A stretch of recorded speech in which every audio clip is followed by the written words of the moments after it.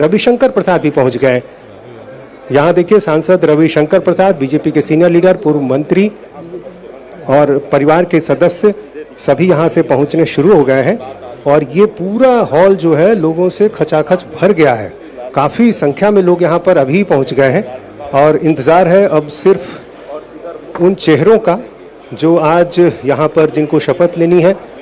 मुख्यमंत्री नीतीश कुमार भी यहाँ पर पहुँचेंगे, राष्ट्रीय अध्यक्ष नितिन नवीन भी यहाँ पर होंगे, जेपी नड्डा को यहाँ आना है, कुछ राज्यों के जो मुख्यमंत्री हैं उनके भी आने की संभावना है। तो आज का ये समारोह बहुत ही सामान्य समारोह है। हालांकि आमतौर पर आप देखें बीजेपी का यदि मुख्यमंत्री बन रहा है तो एक बहुत बड़े समारोह की उम्मीद की जाती है, लेकिन ऐसा नहीं है। बिल्कुल सामान्य तरीके से सब कुछ किया जा रहा है। इसके पीछे भी पार्टी ने सोची समझी रणनीति के तहत शायद इन चीज़ों को ध्यान में रखा है कि बहुत बड़ा भव्य समारोह न दिखे, कोई जश्न न दिखे, ऐसा न लगे कि बिहार में सत्ता बीजेपी ने हासिल कर ली है, किसी से कुछ ले लिया है।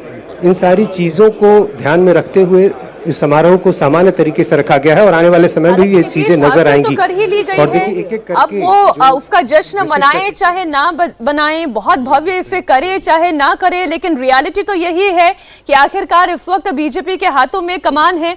और जिस जातीय राजनीति वाले बिहार की हम बात कर रहे हैं, कास्ट इक्वेशन की हम बात कर रहे हैं, उसमें सम्राट चौधरी अगर फिट बैठते हैं तो इसलिए उन्हीं को ये कमांड दी गई है। सभी खास मेहमान हमारे साथ जुड़े हुए हैं। अभी थोड़ी देर पहले यही चर्चा हो रही थी ना देवेंद्र, जब विनोद जी कह रहे थे कि वो दिखाना नहीं चाहते हैं, लेकिन जो दिख रहा है उसे दिखाना चाहो या ना चाहो वो तो है, सच है। बिल्कुल मीनाक्षी, और आपने ले लिया नीतीश कुमार अगर वहां से हट गया। अच्छा, ये बात बीजेपी के नेताओं का ये कहना कि नीतीश जी अपनी इच्छा से राज्यसभा गए हैं, और दूसरी तरफ ये कहना है कि हम ये मैसेज नहीं देना चाहते कि हम सेलिब्रेट करके नीतीश जी को हटाने वाली बात। तो जब आपने ले ही लिया, पद ले लिया, उसमें उस अफवाह की गुंजाइश छोड़ना कि आरजेडी अब इस बात को पूरी तरह से स्प्रेड करेगी कि नीतीश जी दुखी हैं, नीतीश जी को जबरन हटाया गया है, ये सारी चीज़ें, उन सारी चीज़ों का विंडो आप दे रहे हो।